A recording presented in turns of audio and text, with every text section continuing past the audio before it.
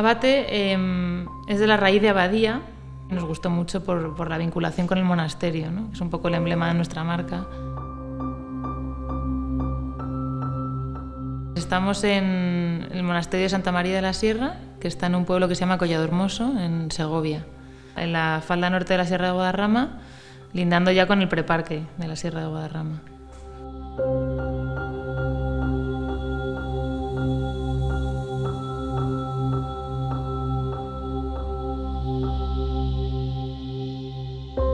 Es un monasterio cisterciense, que es la transición entre el románico y el gótico, y lo que queda del monasterio es lo que era la abadía. El proyecto surge como confluencia de varios factores. Yo creo que por un lado estaba nuestro bagaje profesional y por otro el encuentro con este sitio tan maravilloso, que fue un poco por casualidad, porque mi madre y su marido tienen una casa un poco más arriba aquí cerca del monasterio y por un azar de la vida se enteraron de que vendían este monasterio y ofrecieron un precio que ellos pensaban que no les iban a aceptar jamás, pero de repente les dijeron que sí y se vieron con un monasterio entre manos. Entonces, pues lo primero que hicieron fue consolidar la ruina, porque el monasterio estaba muy deteriorado. Entonces, al final, como dice mi madre, el monasterio es como un abuelito que hay que irle cuidando cada gotera que le sale para que no se caiga. Y nada, eso hacemos. A mi madre se le ocurrió, mi madre es bióloga de formación, pero había dado 30 años en la UNED, era profesora, una asignatura que se llama Taller de Artesanía Textil.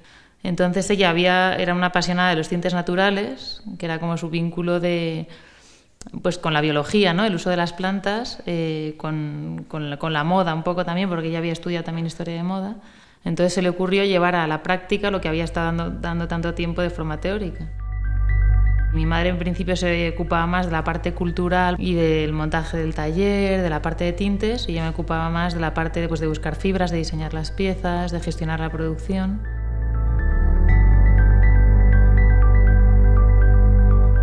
Lo primero que hicimos fue buscar telares, que encontramos aquí en un pueblo que se llama Pradena, y luego empezamos a formar a gente de la zona que quisiera aprender este oficio, ¿no? Encontramos una persona que ya sabía tejer, porque había trabajado hace bastantes años en otro taller, y ella fue la que dio formación y que transmitió esta técnica y este saber hacer a estas nuevas personas que querían aprender.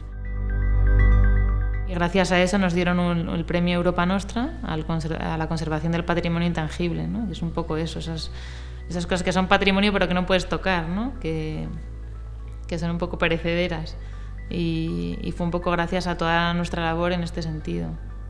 O sea, es una parte cultural importantísima de nuestro país, es patrimonio, es cultura, es tradición, y claramente cuando las personas que conocen esa técnica se vayan, pues es que se va con ellas toda esa saber hacer y esa técnica, porque si realmente no hay nadie que sea capaz de seguir con ello y de tener este conocimiento, y es una pena horrorosa, la verdad.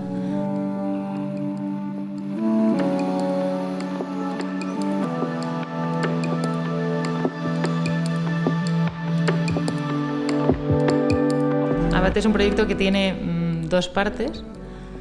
Por un lado tiene una parte cultural docente, que se trata un poco de dar a conocer el mundo del textil, hacemos cursos de muchas cosas, pero todas relacionadas con el textil.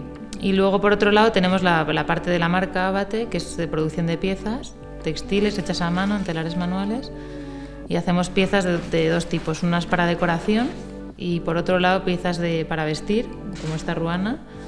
Hacemos ruanas, chales, o sea, no hacemos indumentaria ni tallaje, pero sí, pues eso, fulares, pañuelos. Hemos hecho algún tocado también. Utilizamos fibras naturales que encontramos por todo el mundo. Desde alpaca, que traemos de Perú, una seda maravillosa que la encontramos en China pero la hilan en Francia, linos de Holanda, lana española también, pero también tenemos lana merino de Nueva Zelanda. Un poco las fibras que nos gustan las vamos buscando por todas partes. Todo lo tejemos en telares manuales, unos más antiguos, unos más modernos, pero todos son de telares tradicionales.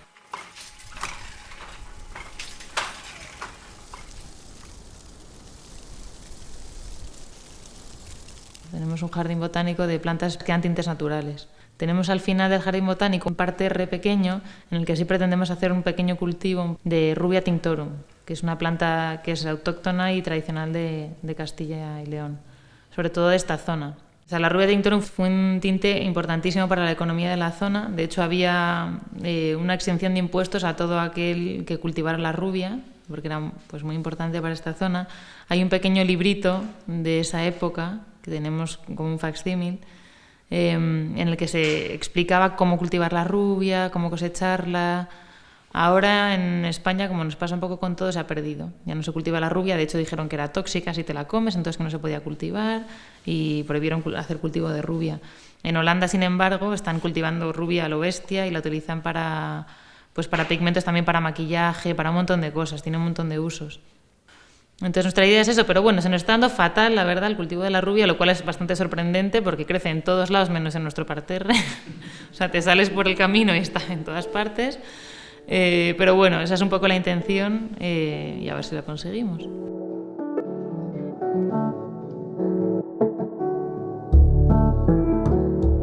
Bueno, o sea, al final son varias partes. Lo primero que se hace es se desapresta la lana, se moja para que luego chupe tinte a partes iguales. Entonces se hace la parte de mordentado y luego ya vendría la parte de tinte. Y entonces normalmente se pone en una olla agua caliente con el tinte, que el tinte normalmente se ha preparado también antes, se machaca o se disuelve en agua para que vaya soltando toda su capacidad. Se meten con el agua y luego ya las lanas en madejas previamente desaprestadas y mordentadas se meten en la olla. De la madeja hay que hacer ovillos para poder y luego ya hacer la ordimbre en el telar. Es bastante trabajo, la verdad. Al final un tejido son 2 sets de hilos, para que lo entendamos. Unos fijos, que están en el telar, que es lo que llamamos la ordimbre, y unos móviles, que son los que pasas, que es la trama, que es con la que luego vas tejiendo. Y luego pasaría a la fase de acabados, que tienes que lavar siempre, porque el tejido sale del telar con mucha tensión. Entonces se mete en agua, la fibra se relaja, se hincha un poco, se coloca muchas veces. Si se te ha quedado un hilo un poco tenso o descolocado en el agua, se coloca. Y luego eso se seca, se plancha y se le hace un remate para que no se vayan los hilos.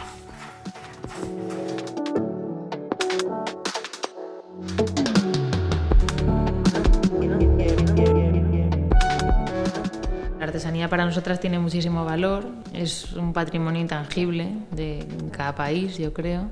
Las técnicas tradicionales yo creo que merece la pena conservarlas porque se han ido pasando de generación en generación. Pero es verdad que en España la artesanía estaba un poco anclada como en el pasado, ¿no? Como que esas técnicas tradicionales se utilizaban para hacer objetos muy tradicionales también. Entonces nosotras hemos querido darle una vuelta e intentar fabricar productos pues, con un diseño contemporáneo, más moderno, más fresco, pero sin embargo hecho de manera totalmente tradicional.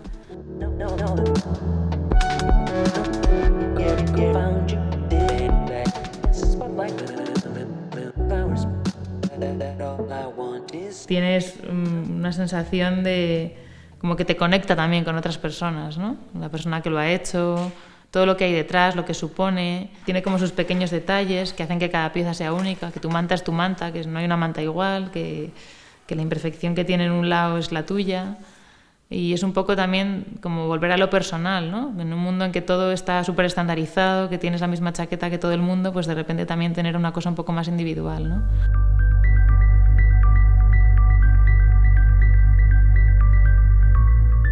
Ahora parece que vivimos en un mundo frenético de prisas. Cuando llegas aquí, por ejemplo, llegas de Madrid con el coche y te paras y entras en el taller, entras como en otra dimensión de tiempo.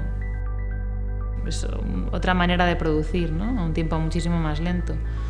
Muchas veces nos dicen, no, necesitamos el proyecto para dentro de 3 semanas. Y digo, es que si vinieras al taller y vieras cómo se hace, sabes que es que eso no se puede, ¿no? Y al final son los tiempos lentos, ¿no? Dentro de un mundo rápido es otra manera de sentir y de vivir y de hacer las cosas.